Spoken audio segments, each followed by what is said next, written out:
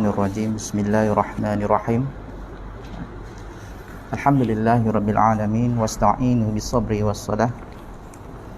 Alhamdulillahilladzi arsala rasulahu bil huda wa dinil haqq liyuzhirahu 'alad dini kullih walau karihal musyrikun.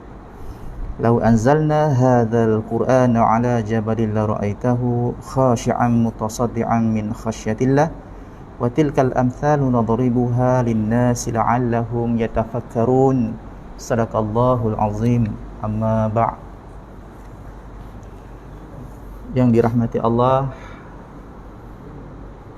AJK Masjid Qaryah Rincing Hulu,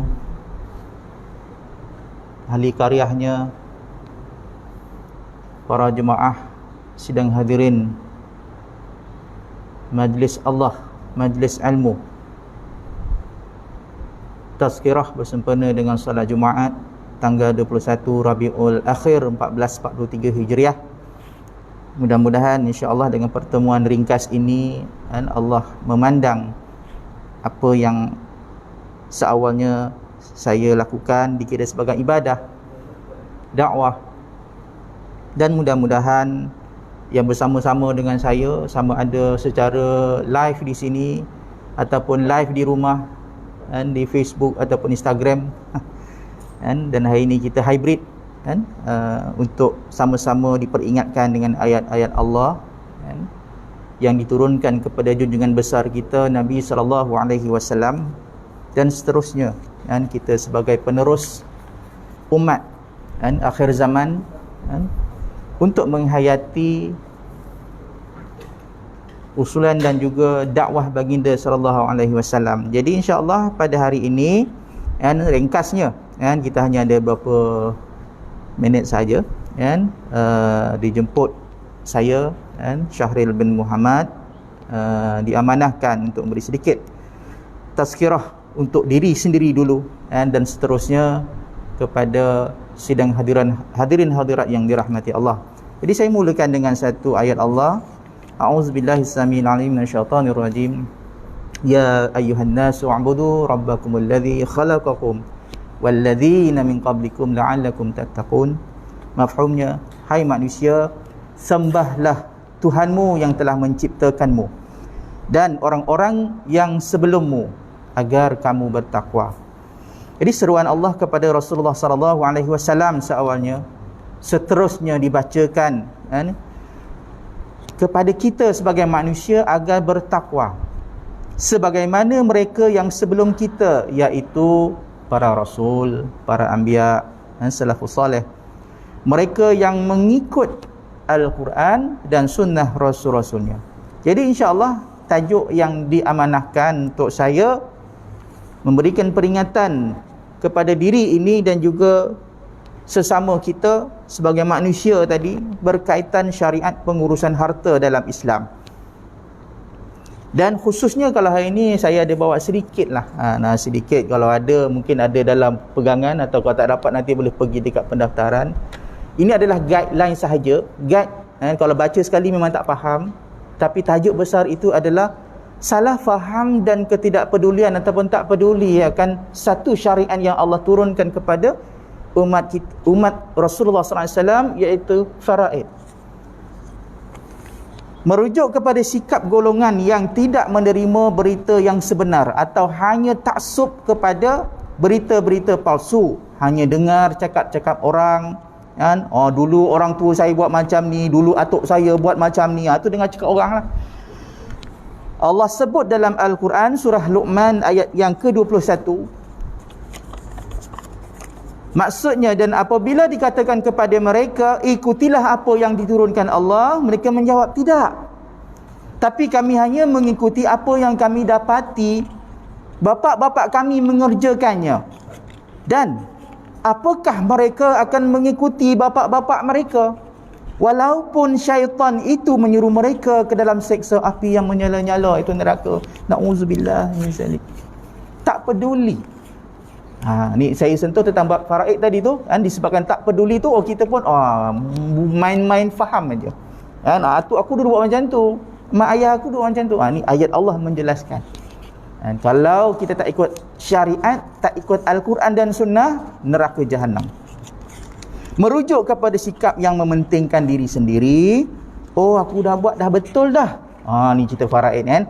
Mungkin dekat sini ada sesi-sesi faraid, saya yakin. Tapi saya nak bukan cerita tentang kira-kira. Saya nak cerita tentang, kongsikan tentang kesalahfahaman faraid itu sendiri. Tapi kita faham faraid sebelum ni tak bersandarkan Al-Quran dan Sunnah, tak laksanakan bersandarkan Al-Quran dan Sunnah, maka Allah sebut dalam Quran tadi tu, surah Luqman ayat 21, kita ikut syaitan je sebenarnya. Buktinya, buktinya ada tak dalam masyarakat kita yang tak peduli hartanya tu dari sumber mana, janji harta? Ada tak yang kalangan kita dah tersubur dah dalam diri kita, malas nak bersedekah, tak nak kongsi rezeki ni, tapi kalau orang baki dia dulu yang beratur. Tu sikap. Kemudian ada tak yang tak peduli jika meninggal nanti, pandai-pandailah waris dan nak uruskan harta? Ada tak sikap tu dalam diri kita? Tuan-tuan dan puan-puan, kan? Kita cermin diri, kita tengok. Kalau kita ada sikap-sikap macam tu, hati-hati. Kan Allah sebut dalam Quran tadi tu, kita ikut siapa sebenarnya nanti? Jadi berdasarkan kesalahfahaman dan tidak peduli terhadap pengurusan harta semasa hidup. Saya yang tekankan di sini, peringatan masa hidup. Kan? Menyebabkan umat Islam sendiri tak faham tentang faraid. Ilmu yang mula-mula akan Allah luputkan kefahamannya dari umat manusia. Dari Abu Hurairah radhiyallahu an berkata bahawa Rasulullah sallallahu alaihi wasallam bersabda, pelajarilah ilmu faraid serta ajarkanlah, sesungguhnya ia adalah setengah daripada ilmu dan ia akan dilupakan, dan sesungguhnya ia adalah ilmu yang pertama yang akan dicabut dari umatku. Hadis riwayat Ibnu Majah atau Qamakal. Jadi tuan-tuan dan puan-puan sidang hadirin hadirat yang dirahmati Allah, saya bukan ahli hadis, tetapi berdasarkan hadis sahih tadi, bukti hari ini kepincangan yang berlaku dalam masyarakat, dalam keluarga kita, pusaka bertukar jadi puaka. Tu. Buang S tu kat situ. Ramai yang tak tekankan bab ni. Tahu pusaka je, tapi tahu tak pusaka dia boleh bertukar jadi puaka. Contoh, pernah tak kita tengok motor pusaka berjalan sendiri? Pelik pula kan cerita hantu ni. Tak. Ni bukan cerita motor jalan sendiri. Pernah tak kita nampak kenderaan yang dah tak ada nama dah? Saya cerita sikit pengalaman. Saya bawa kereta arwah. Saya datang sini, saya bawa kereta arwah ayah saya. Seawalnya tak pernah diuruskan. Saya pun tak tahu menahu mulanya. Tapi hampir dah tahun ketiga tu ada orang ingatkan. Saya dalam bidang perwarisan, ada orang ingatkan, Ustaz, 3 tahun, lepas 3 tahun kereta ni kereta piang, dia kata. Kereta ni kereta lupus. Masya Allah. Patutlah saya bawa kereta, kena tahan polis senjang. Assalamualaikum. Mana mayatnya? Bayangkan tuan, saya tak perasan. Sen semua hidup, insurans hidup, tapi kena hidupkan 6 bulan. Dalam masa 3 tahun kalau tak buat apa, kereta tu piang. Nasib baik kesedaran tu datang, alhamdulillah diuruskan, tukar nama, sempat tukar nama. Di bulan terakhir sebelum kereta tu saya tak boleh pakai, hari ni saya pakai kalau nak buat kuliah, kalau saya nak pergi mengajar. Tuan-tuan dan puan-puan, amal jariah tu tak putus untuk ayah saya. Alhamdulillah, saya lega. Kalau kereta tu kita piang, scrap, apa jariah ayah saya? Tuan-tuan dan puan-puan, ada motor yang jadi bahan puaka. Apa tu bahan puaka? Berbunuh-bunuhan, bergaduh sebab motor. Ni arwah dulu nak bagi aku, arwah pun ada. Arwah yang tinggalkan harta motor sebiji kapcai je. Saya bukan cerita yang besar-besar, saya bukan cerita Lamborghini. Saya cerita motor Honda Cup C70. Kalau diteruskan jariahnya berpanjangan, ya Allah, lega yang kat kubur tu. Itulah harta yang ada, tapi diuruskan dengan patuh syarak, berterusan jariah. Tapi kalau dibuang sebab tak boleh guna, jadi besi buruk, tuan-tuan fikirkan. Kalau cakap tak ada harta, datang sini naik apa? Jadi itu contoh. Yang kedua, pernah tak nampak rumah yang dulunya meriah, jiran-jiran kita, saudara mara kita, suara-suara gembira setiap kali hari raya.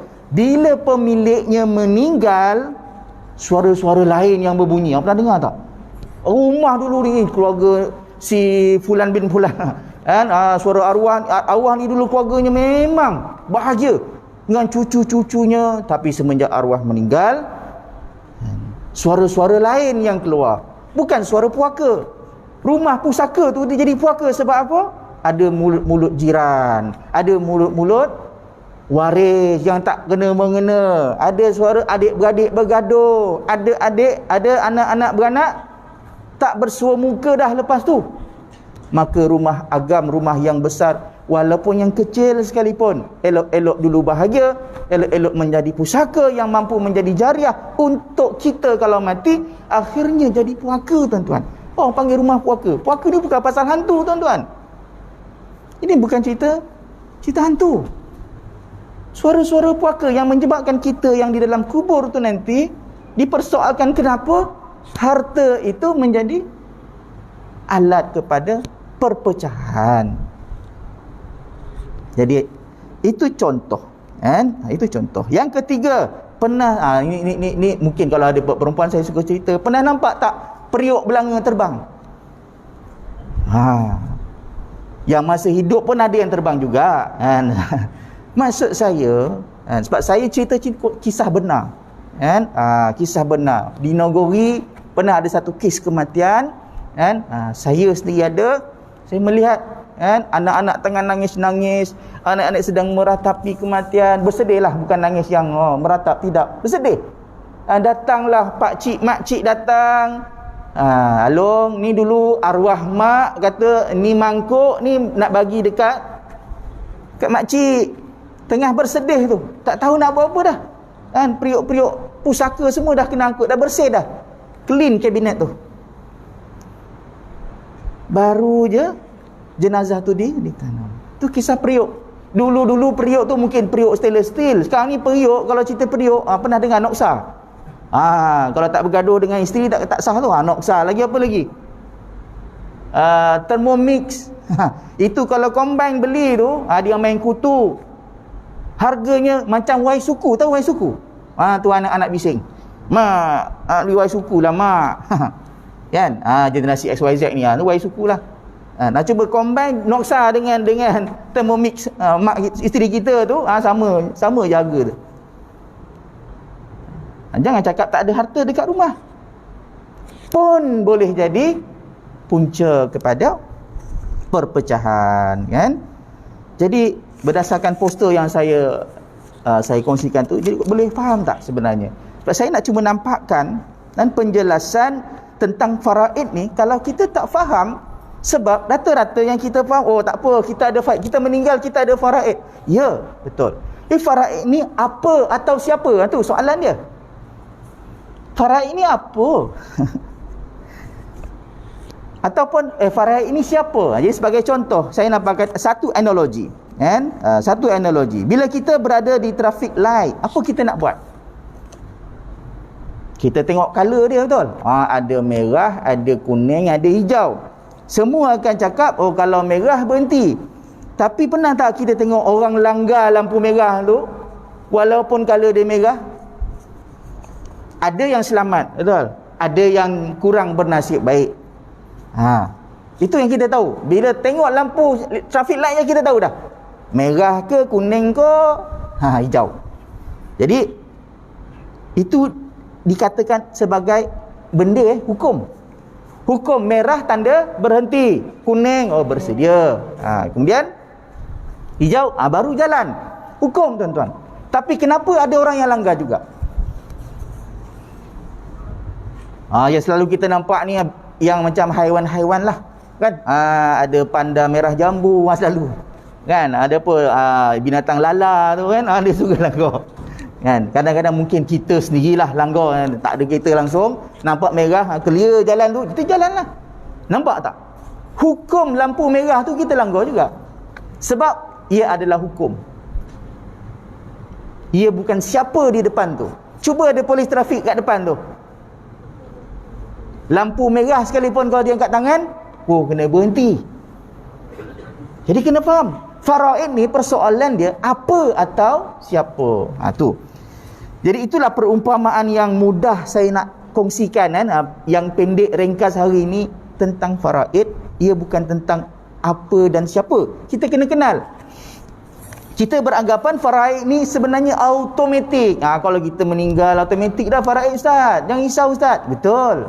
Memang automatik. Tapi saya bagi perumpamaan tadi itulah. Lampu merah dia automatik. Automatik ke orang berhenti? Dekat tu persoalan dia. Sebab saya akan nampakkan beberapa senarai dan kejadian pelanggaran lampu merah ni. Jadi kita boleh faham konsep trafik, kan? Begitu juga faraid. Ia adalah hukum, tetapi siapakah yang nak implementkan? Siapa yang nak laksanakan hukum faraid ni? Itu yang tuan-tuan dan puan-puan perlu perhalusi. Tetapi waris kita telah diperingatkan dan diikat dengan perundangan. Okey, bukan kita faraid hanya berlaku kalau kita ni masih hidup ni. Faraid hanya berlaku bila kita meninggal. Bila meninggal, umpamanya macam kita ni lampu merah lah. Meninggal, kayu tak boleh buat apa. Kita tengok waris tu depan tu, boleh kita halang kalau waris tu nak langgar? Tak boleh, tuan-tuan. Tak boleh. Tak mampu dah. Jadi jangan kita rasa faraid akan melindungi umat Islam. Ya, sebagai hukum. Pelaksana, ini kat sini kita nak bincang, kita nak discuss sikit-sikit. Okey, berdasarkan firman Allah dalam surah 4, surah An-Nisa ayat yang ke-7 dan sampailah surah An-Nisa juga sampai ayat 20 tu menjelaskan tentang peraturan-peraturan faraid, hukum-hukum perkahwinan, hukum-hukum pembahagian. Tapi saya nak kongsikan surah An-Nisa ayat 21, hampir di hujung dalam syariat tersebut. Bagaimana, bismillahirrahmanirrahim, bagaimana kamu akan mengambilnya? Wa kaifa ta'khudunahu, kamu akan mengambilnya kembali padahal sebahagian kamu telah bergaul, bercampur dengan yang lain sebagai suami isteri, dan mereka, isteri-isterimu, telah mengambil dari kamu perjanjian yang kuat. Itu point dia sebenarnya. Jadi kalau tuan-tuan dan puan-puan ada masa, tadabbur ayat tu, baca balik tengok surah An-Nisa ayat yang ke-7 tu sampai ayat 21 tu. Ayat Allah terakhir beritahu perjanjian yang kuat. Dekat sini kita lupa sebenarnya, tuan-tuan dan puan-puan. Faraid ni hukum, tapi dekat mana perjanjian dengan orang yang akan laksanakan waris tu nanti? Laksanakan faraid. Dekat situ yang tak ada. Lembu diikat dengan tali. Manusia diikat dengan janji. Jangan lupa, itu bukan ayat Allah, itu adalah peribahasa. Tapi orang Melayu dulu dah ada dah cerita ni. Jadi kalau manusia tak ada perjanjian, tak diikat dengan perjanjian, rasa-rasa manusia ni diikat dengan apa? Macam apa? Macam lembu lah. Itu bahasa dia, kasar bunyi dia. Kalau manusia ni tak diikat dengan perjanjian, macam lembu perangai manusia ni. Contoh. Contoh. Kita akan nampakkan. Ada tak kisah-kisah keluarga bergaduh, tuan-tuan, sebab harta pusaka? Ada tak yang perebutan harta tu membawa sampai pembunuhan? Ada tak pernah dengar mati kubur tu pun kena bakar? Jangan pelik kalau saya cerita jenazah kena lempang dengan waris. Minta maaf. Aib, tuan-tuan dan puan-puan, aib untuk umat Islam. Tapi itulah realiti. Kita ada lampu merah, berapa ramai yang langgar? Sebab apa? Kita lupa sebenarnya ada penguat kuasa yang dah diikat dengan perundangan. Jadi tuan-tuan dan puan-puan, kita cek balik diri kita. Kita ada harta, kita akan meninggal. Bayangkan semalam kita meninggal, hari ni waris tahu nak buat apa. Bayangkan semalam kita meninggal, tuan-tuan. Cuba kita fikirkan, apa Alung nak buat, apa isteri kita nak buat. Nangis dululah. Tu. Itu contohlah. Isunya mudah. La yadkhulul jannata qati'un.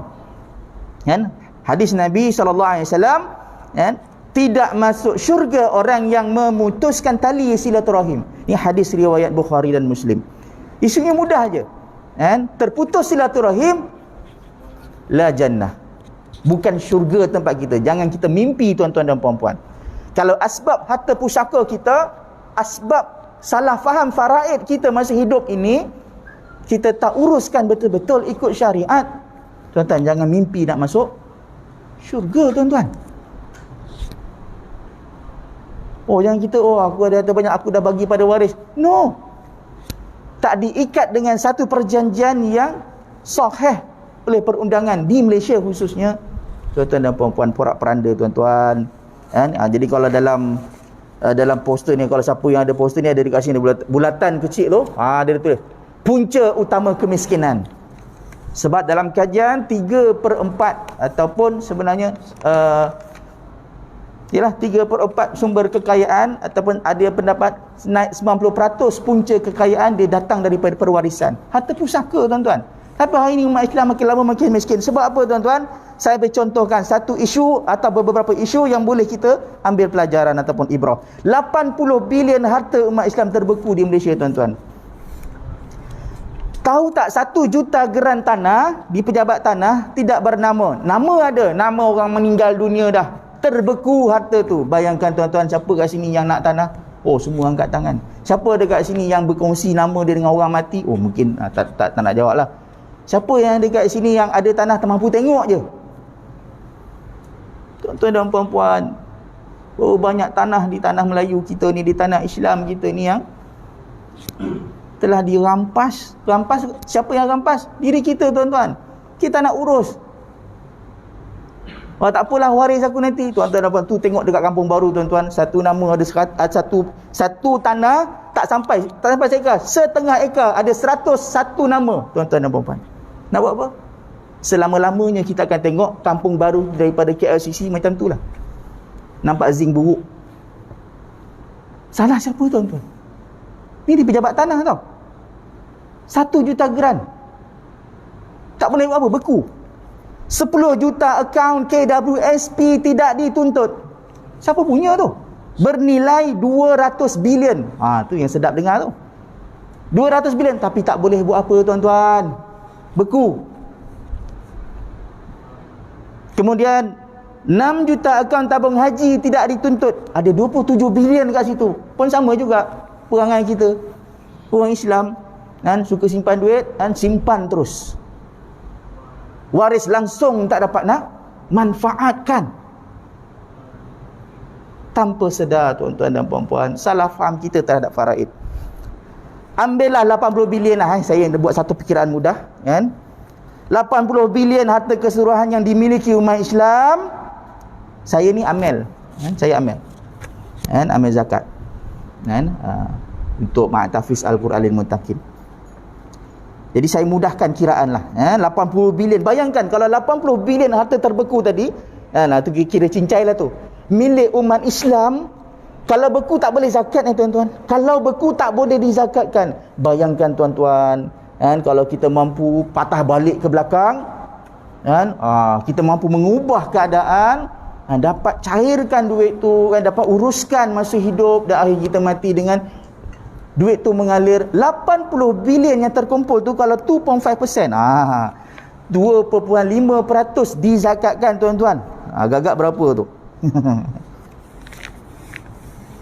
Lebih kurang 2 bilion harta umat Islam, dizakatkan. Dia bukannya untuk dibahagikan secara faraid ni, baru zakat 2 bilion. Saya kira cerita zakat je.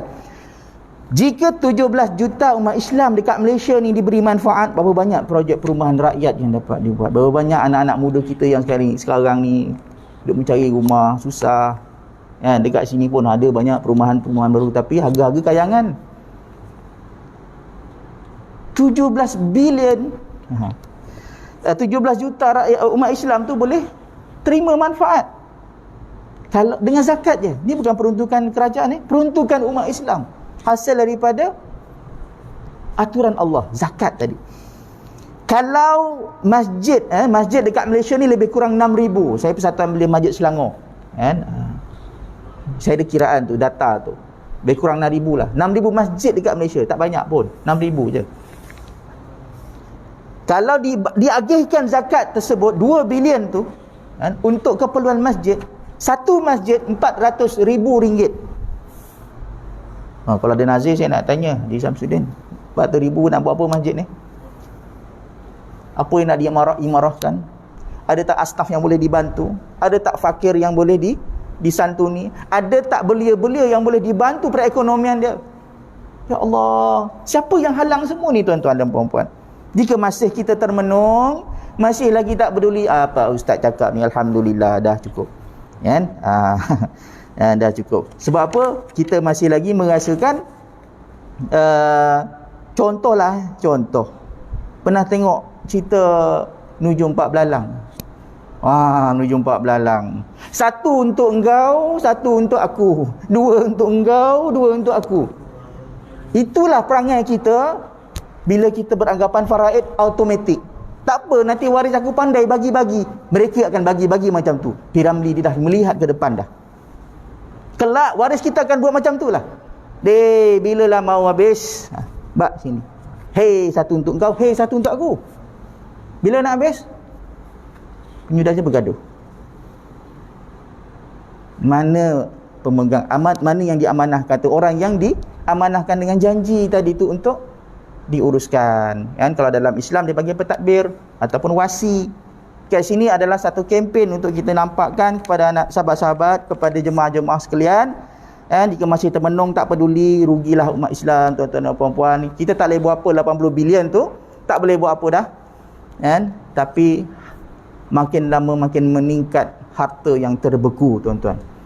Tanah ke, akaun bank ke, tabung haji ke, KWSP ni pun nasib baiklah adalah hari ni kempen untuk letak penama. Kalau tak dulu memang berhantu KWSP ni. 200 bilion disimpan di situ. Kaya tak kaya KWSP ni sebenarnya. Sebab apa? Simpan duit orang meninggal dunia. Beku. Sebab apa? Waris tak boleh nak tuntut. Sebab apa? Tak faham proses nak tuntut tu. Oh, ingat datang-datang bawa surat mati boleh. Siapa yang ada pengalaman boleh share-share nanti. Kan? Jadi masa kita amat terbatas. Kan? Jadi kalau ada, mungkin saya akan ada dekat sini dalam setengah jam selepas solat Jumaat. Kalau ada ruang nak bertanya, boleh bertanya, jumpa saya. Dan kalau tidak, dalam poster ni ada nombor saya. Dan WhatsApp boleh, call saya pun boleh. Ni pun ada juga. Dan bahan bersahabat saya juga. Dan kalau yang muslimat, Susilawati. Dan kalau yang rijalnya musliminnya tu boleh berhubung dengan saya. Kan? Dan tak semestinya saya, ada ramai lagi sebenarnya da'i yang nak menyedarkan masyarakat betapa pentingnya kita menjaga maslahat, menjaga harta. Maqasid syariah, kita kena jaga harta. Kita tak jaga harta bermaksud kita langgar syariat. Kita langgar syariat, jangan mimpi masuk syurga, tuan-tuan dan puan-puan. Nampak mudah. Boleh ambil nombor saya tadi 0132079409. Kalau tak boleh nak type tadi kat luar tadi kat pendaftaran ada posternya ataupun hebahan dia, WhatsApp atau Telegram atau terus call, ataupun boleh set pertemuan terus kalau ada yang segan ataupun nak bawa orang lain. Mungkin ada permasalahan, mungkin tak ada dekat sini, kita dakwah, kita sampaikan, oh ni ada jiran aku ada masalah ni, dia tak dapat hadir bersama.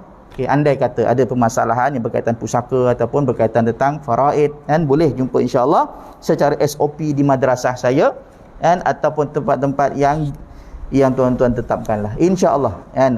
Sebaik mungkin saya akan usahakan dakwah ini. Saya mohon ampun dan maaf kalau ada kekurangan, dan minta juga agar cakna terhadap apa yang dikongsikan, diperingatkan, kerana yang diperingatkan ni yang pertama sekali dapat kat telinga saya, jadi saya dulu.